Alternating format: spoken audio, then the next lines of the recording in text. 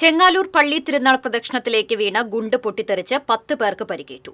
ചെങ്ങാലൂർ സ്വദേശികളായ വൈക്കത്തുപറമ്പിൽ സജുവിന്റെ മകൾ ഹെലൻ, കുന്നേൽ വീട്ടിൽ ടിസന്റെ ഭാര്യ ലിഞ്ചി, മക്കളായ ഐറിസ്, റബേക്ക, ചാണ്ടിവീട്ടിൽ ജോയിയുടെ ഭാര്യ ജെസി, മരുമകൾ ഏഞ്ചലിൻ, ബന്ധുവായ ഷെർലി, മുരിങ്ങാത്തേരി ബെന്നി മകൾ ആൻമരിയ എന്നിവർക്കാണ് പരിക്കേറ്റത്.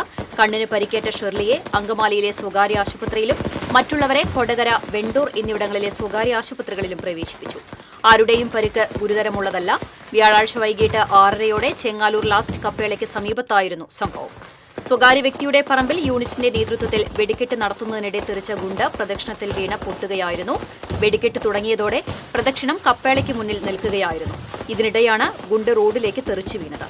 യാതൊരു മാനദണ്ഡവും പാലിക്കാതെയാണ് വെടിക്കെട്ട് നടത്തിയതെന്ന് ആരോപണമുണ്ട്.